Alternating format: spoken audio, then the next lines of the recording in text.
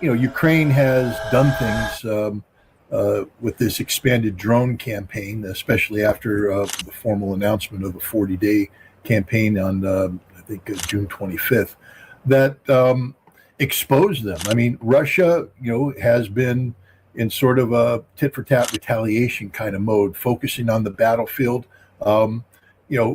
Russia started the energy war with Ukraine, but Ukraine struck energy targets and Russia sort of shrugged it off because that's what happens when you attack energy targets. They strike back. Special military operation.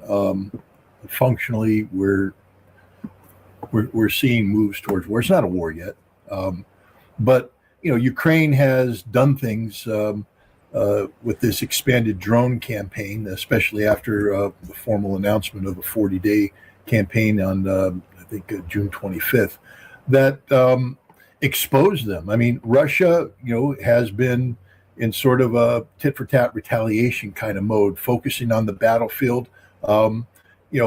Russia started the energy war with Ukraine, but Ukraine struck energy targets and Russia sort of shrugged it off because that's what happens when you attack energy targets. They strike back. But Ukraine expanded this into commercial retail space, warehousing, etc. They're not having a meaningful impact on Russia. Yes, there's some really spectacular fires, as a dozen or so wild berries factories have gone up in flame, but it's not having a big impact on Russia. Russia's shutting down all of Ukraine in response. Ukraine attacked some shipping in the Sea of Azov and struck a couple ships in the Caspian Sea. Didn't have any major impact on Russia. Russia shut down the Black Sea coast, and now Russia is in the business of just destroying Ukraine. Andrei Ilnitsky is the former senior advisor to Sergei Shoigu when he was the Minister of Defense. And he's plugged in pretty much. And he just published an article that says we don't need to take out any European targets. There's 33 sites that are well known to Russian military planners inside Ukraine. And if we strike these, we shut Ukraine down. It's over. And Russia now has basically got the green light to strike most, if not all, of these facilities. So in the coming weeks and months, you're going to start to see Ukraine get shut down. One click, one click, one click, one click. The winter is coming. This isn't just Jon Snow saying it. This is reality. Zelensky's not ready for what's going to happen this winter. Ukraine is going to go dark. No power, no electricity, no gas, no nothing. Their army is being eviscerated on the battlefield. I'm in very close contact with, the drone operators on the Russian side. I just spent 10 days, down in the Donbass and Zaporozhye, meeting with these people.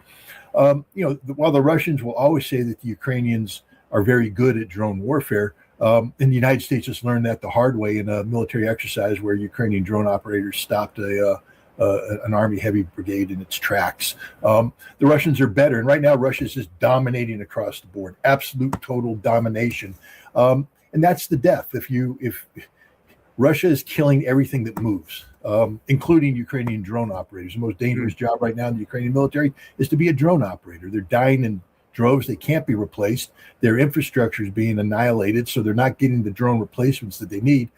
And we have to reflect on the drone, what the Ukrainians have done. Somebody just counted it up. I think the Ukrainians in the month of July fired 1,400 drones towards Moscow. One drone penetrated the triple ring of Russian air defense. One drone. So that's 1 in 1,400 drones going in. That's not a success rate, ladies and gentlemen. Russia fired 27 Iskander-Ms the other day. Every single one of them hit their target.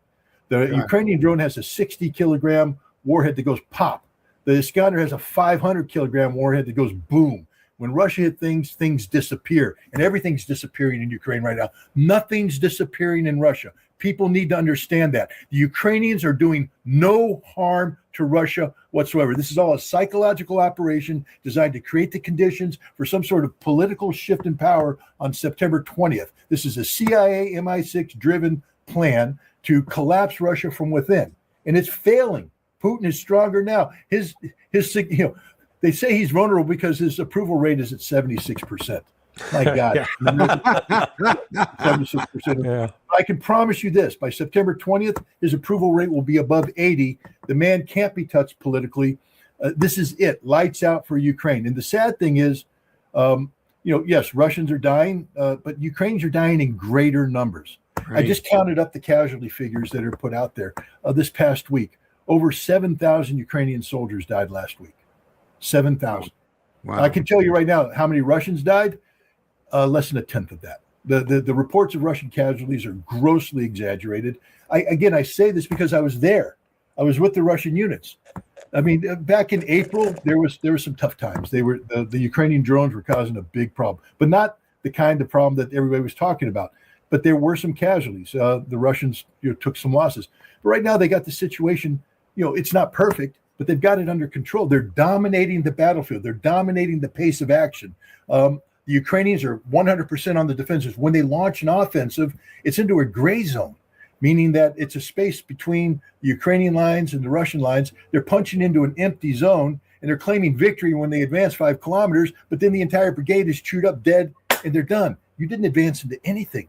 And this is the problem with propaganda. It creates false perceptions, false narratives. The only narrative right now is that Russia's slaughtering the Ukrainians, and the slaughter is going to continue until Ukraine collapses. Joe, last question. Senator Lindsey Graham, of course, is gone. Are the neocons still dreaming of using Ukraine as a battering ram with which to drive Vladimir Putin from office? And are they still whispering these sweet nothings in the president's ears? I just don't think they're being upfront with the president on what they're trying to do. I think it's framed to him in a sense that politically you can't just leave the Ukrainians flapping, because politically that would be very bad for you.